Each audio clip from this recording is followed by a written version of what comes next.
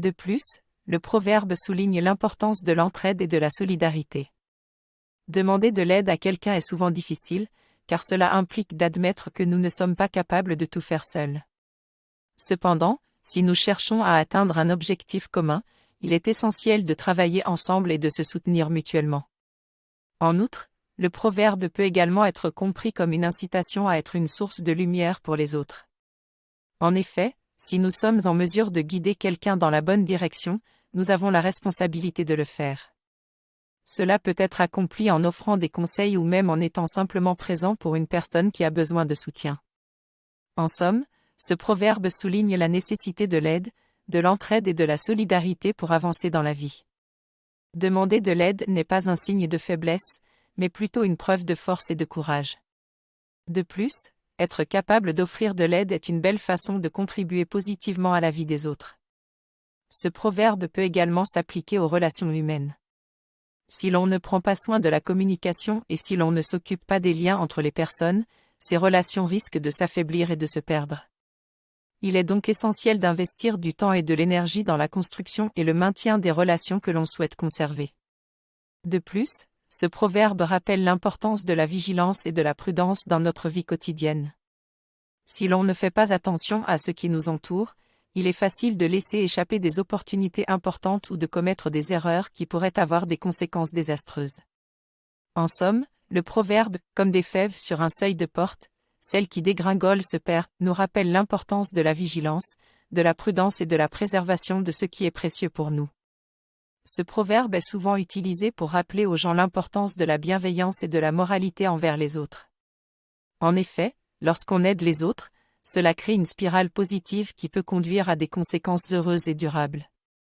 De plus, la gentillesse peut insuffler de l'espoir et de l'optimisme dans notre vie. D'autre part, cet adage peut également être utilisé pour avertir les gens de la prudence face à leur propre comportement. Si vous êtes méchant envers les autres, vous pouvez vous attendre à recevoir le même traitement en retour. En agissant avec gentillesse, vous vous mettez sur la voie du bien-être et de la paix intérieure. Ainsi, cette phrase peut être interprétée comme un avertissement contre la méchanceté et une incitation à être bienveillant. En s'assurant de ne pas cracher vers le ciel, on garantit que l'on ne sera pas atteint par notre propre méchanceté. De plus, cette expression peut aller plus loin dans son sens, en soulignant l'importance de la communication et de la compréhension mutuelle entre les individus. Les malentendus et les incompréhensions peuvent entraîner des conflits et des tensions inutiles, ce qui rend la vie plus difficile pour tous les intéressés. Il est donc essentiel de prendre le temps d'écouter et de comprendre l'autre, au lieu de se précipiter sur des conclusions hâtives. D'un point de vue psychologique, cette expression peut également renvoyer à l'impact que peuvent avoir les mots et les rumeurs sur notre santé mentale et notre bien-être. Les moqueries, les critiques et les jugements peuvent être douloureux et déstabilisants, même s'ils ne sont pas fondés sur la réalité. En somme, cette expression nous incite à la prudence, à la réflexion et à la compréhension mutuelle.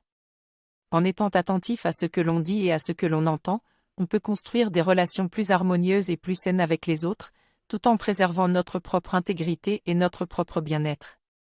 Ce proverbe a une origine plutôt agricole, où les éleveurs devaient être très prudents lors de la mise à mort des brebis pour éviter de les blesser gravement avant le sacrifice.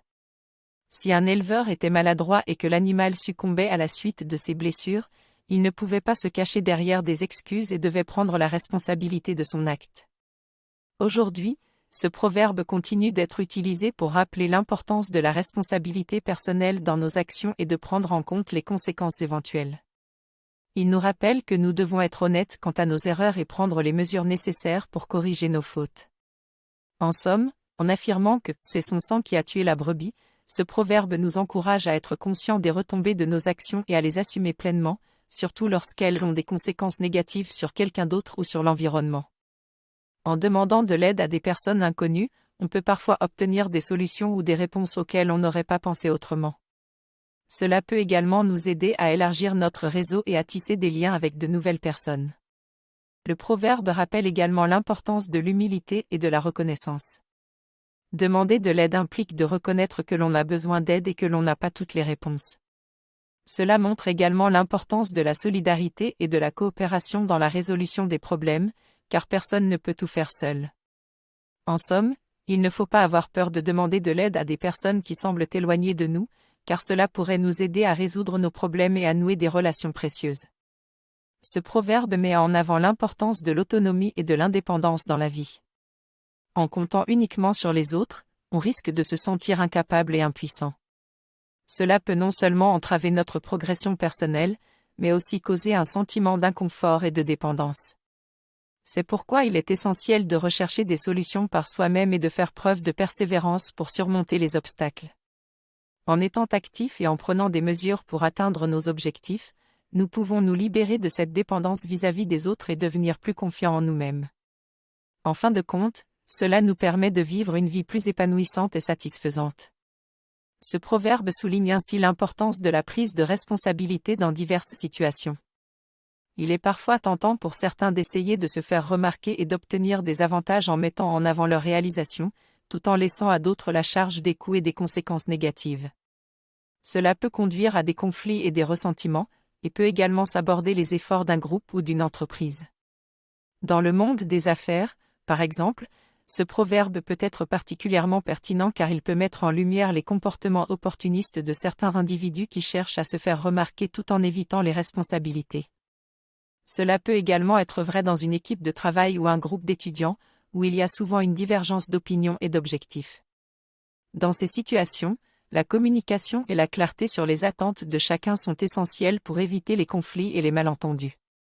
En somme, ce proverbe souligne l'importance de la coopération, de l'honnêteté et de la responsabilité dans les relations humaines. Les individus qui tirent la gloire et la reconnaissance doivent également être conscients de leurs propres responsabilités, et prendre des mesures pour s'assurer que tous les membres de l'équipe sont reconnus pour leur travail et ne subissent pas les conséquences négatives de leurs actions.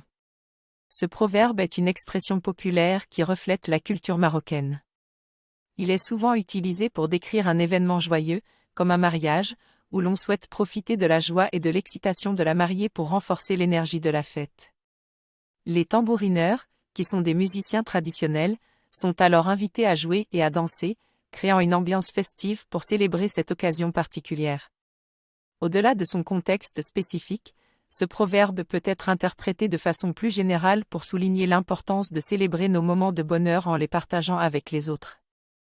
Il encourage à se rassembler et à se réjouir ensemble, à travers la musique, la danse ou encore la nourriture. En fin de compte, il rappelle que le bonheur est un état contagieux, qui peut se propager rapidement si l'on sait comment le cultiver et le partager.